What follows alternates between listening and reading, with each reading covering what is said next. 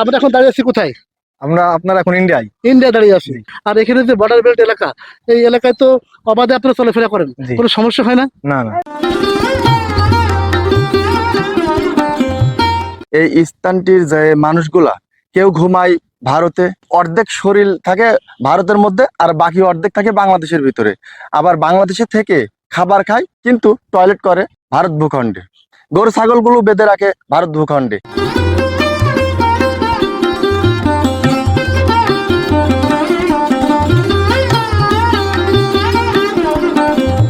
আপনার নামটা জানতে পারি? মানে মোহাম্মদ শফিউল ইসলাম, আচ্ছা, আপনার বাড়ি কোথায়? খাসমহল, আমরা যে স্থানে দাঁড়িয়ে আছি, এই স্থানটা কোথায় দাঁড়িয়ে আছি আমরা এখন? ইন্ডিয়ার ভেতরে। মেহেরপুর জেলার গাংনী উপজেলার কাথলি ইউনিয়নের খাসমহল সীমান্তবর্তী গ্রাম থেকে আমি নয়ন খন্দকার আপনাদেরকে শুভেচ্ছা জানাচ্ছি। ভারতের সীমানা পেরিয়ে বাংলাদেশের অভ্যন্তরে প্রবেশ করতে হয় যে গ্রামটিতে, সেই গ্রামটির নাম হচ্ছে খাসমহল। এই সীমান্তবর্তী এলাকাটিতে আপনাদেরকে দেখাবো যে বাংলাদেশের মানুষজন বসবাস করছেন বাংলাদেশে, খাচ্ছেন বাংলাদেশে, ঘুমাচ্ছেন বাংলাদেশে, কিন্তু বাথরুম করছেন ভারতে। আবার অনেকে আছেন যে বাংলাদেশের যে গরু ছাগল পশু প্রাণী যেগুলো আছে সেগুলো ভারতীয় মাঠে ছেড়ে দেওয়া হচ্ছে এবং সেগুলো পশু প্রাণী খাওয়া শেষে আবার নিয়ে আসা হচ্ছে বাংলাদেশে। যে খাসমহল গ্রামটি আমি নিজে ঘুরে ফিরে দেখবো এবং আপনাদেরকেও দেখাবো। ততক্ষণ আমাদের সাথেই থাকুন। দর্শক বন্ধুরা, মোটরসাইকেলে যেতে যেতে খাসমহল গ্রাম সম্পর্কে আপনাদের কিছু তথ্য জানিয়ে দিই। খাসমহল বাংলাদেশের সীমান্তবর্তী একটি গ্রাম। ভারত পেরিয়ে বাংলাদেশে যেতে হয় এই গ্রামটিতে। গ্রামটি মেহেরপুর জেলার গাংনী উপজেলার কাথলি ইউনিয়নে অবস্থিত। জেলা শহর থেকে গ্রামটির দূরত্ব প্রায় 30 কিলোমিটার। এখানকার মানুষজন বসবাস করেন বাংলাদেশে, খাওয়া দাওয়া ও ঘুমান বাংলাদেশে, আর বাথরুম করেন ভারতে। এছাড়া কোনো পাসপোর্ট ভিসা ছাড়াই অবাধে এই গ্রাম থেকে ভারতে যাওয়া আসা করা যায়। অনেক দিন থেকেই গ্রামটি দেখবো বলে ভাবছিলাম, কিন্তু সময় ও সুযোগ না হওয়ার কারণে যাওয়া হচ্ছিল না। হঠাৎ সেই সুযোগটি হাতে এসে ধরা দিল। ঝিনাইদহের কালীগঞ্জ থেকে একাই রওনা করলাম খাসমহল গ্রামটি দেখতে। অবশ্য কুষ্টিয়া থেকে আমার সঙ্গী হলেন ইউটিউবার সালাম ভাই। কুষ্টিয়া থেকে আমরা দুজনে মোটরসাইকেলে ছুটে চলেছি খাসমহল গ্রামটি দেখতে। দর্শক, কথা বলতে বলতে আমরা চলে এসেছি খাসমহল বাজারে। দর্শক, অবশেষে আমরা চলে এসেছি খাসমহল বাজারে।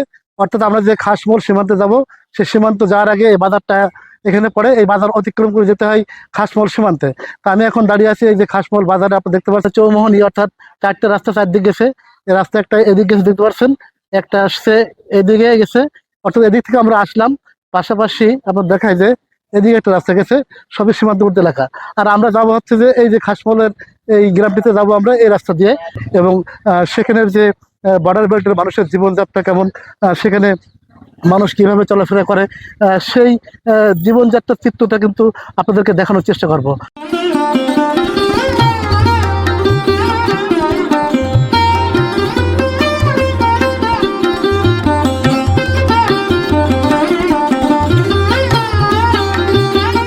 আমরা চলে এসেছি সেই খাসমহল বর্ডার সীমান্তে। আপনারা দেখতে পাচ্ছেন আমরা সেই সীমান্তবর্তী স্থানে পৌঁছে গেলাম মোটরসাইকেল চালাতে। এখন আমরা আপনাদেরকে ঘুরে ফিরে এই এলাকাটি দেখাবো। দর্শক, আমরা এসেছি মেহেরপুর জেলার সীমান্তবর্তী খাসমহল বর্ডারে, যেখানে আমরা দাঁড়িয়ে আছি। দেখতে পাচ্ছেন যে একটি সীমান্তবর্তী বর্ডার আপনাদেরকে এই ভিডিওর মাধ্যমে দেখাতে চাই।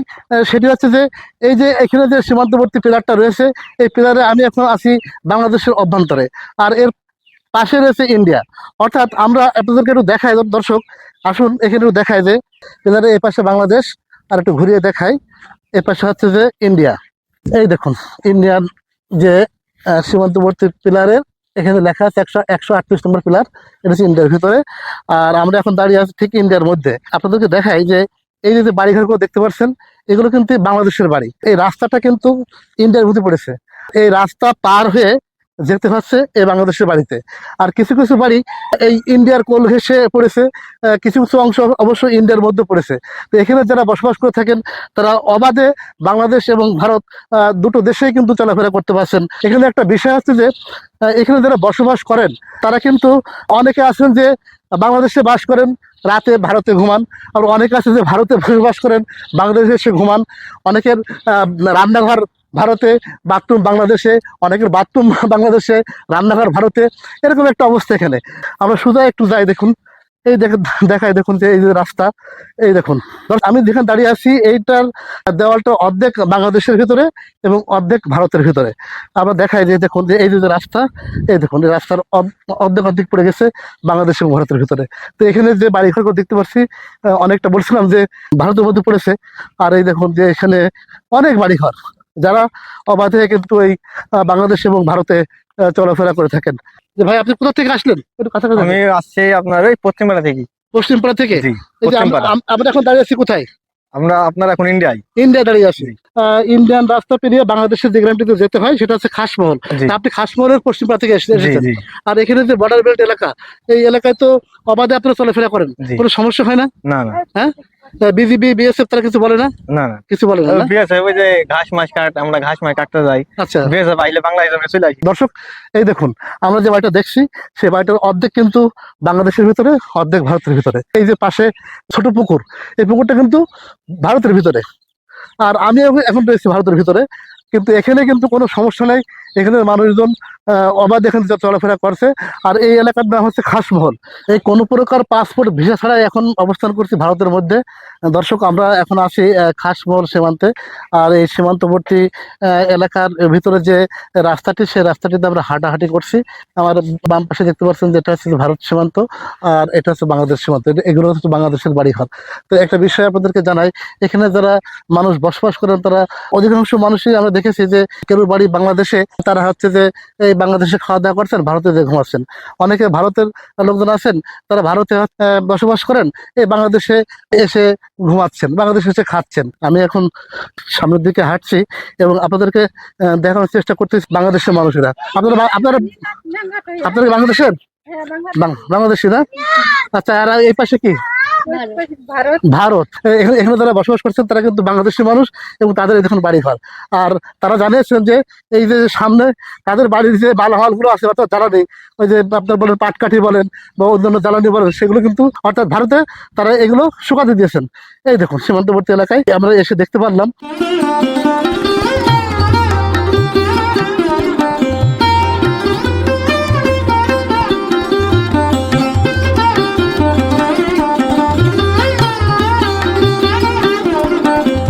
দর্শক, আপনাদেরকে আর একটা মজার বিষয় দেখাবো। সেটা হচ্ছে যে একটা টয়লেট, এটা হচ্ছে যে ভারতের মধ্যে অবস্থিত। আর আমার ডানে আছে বাংলাদেশের বাড়িঘর। এই বাংলাদেশের মানুষজন এখানে কিন্তু টয়লেট করতে আসেন, অর্থাৎ বসবাস করেন বাংলাদেশে আর টয়লেট করেন ভারতে। চাচা, কি আমি কি সঠিক বলেছি? হ্যাঁ সঠিক। হ্যাঁ সঠিক। সঠিক বলেছি? হ্যাঁ আচ্ছা সঠিক। বলেন, বিষয়টা একটু বলেন তো।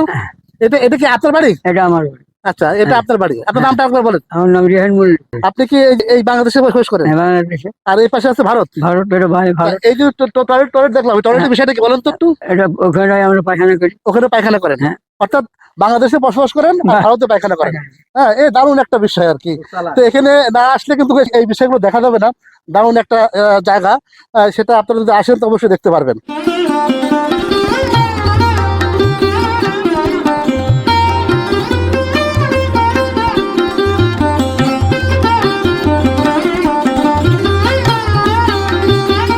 আরে ভাই, বাড়ি হচ্ছে যে বাংলাদেশে, তিনি এখন ভারতের মধ্যে অবস্থান করছেন। ভাই আপনার নাম কি ভাই? আমার নাম মুতাজিবুর রহমান। বাড়ি কোথায় আপনার?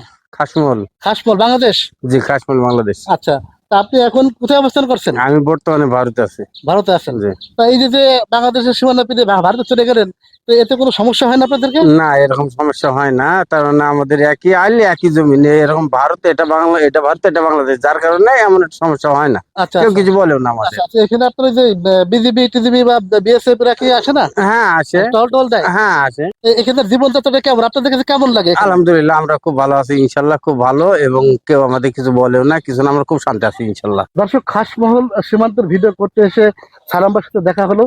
সালাম ভাই একজন ইউটিউবার, তার বাড়ি কুষ্টিয়ায়। সালাম ভাই, এই যে যে খাসমহল যে সীমান্তবর্তী অঞ্চলে আমরা দাঁড়িয়ে আছি, এই স্থানটি তো আপনি মনে হয় এর আগে এসেছেন, এই হ্যাঁ। জায়গাটা আপনার কেমন লাগছে? আসলে আমার কাছে খুব ভালো লাগে এই জায়গাটিতে এসে, কারণ এত সুন্দর একটি জায়গা আমি এর আগে কখনোই দেখিনি। যে যে স্থানটিতে মানুষ বসবাস করে, এই স্থানটির যে মানুষগুলা কেউ ঘুমায় ভারতে, অর্থাৎ অর্ধেক শরীর থাকে ভারতের মধ্যে আর বাকি অর্ধেক থাকে বাংলাদেশের ভিতরে।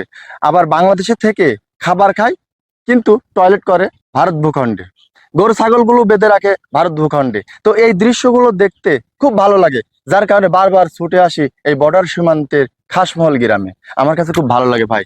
আমি একটু দর্শকদের উদ্দেশ্যে বলি, তো চাইলে আপনারা এই খাসমহলে এসে ঘুরে যেতে পারেন, দেখে যেতে পারেন তাদের হাল হকিকত, তারা কেমন অবস্থাতে আছে। আসলে আসলে আমার মতন আপনাদেরও ভালো লাগবে।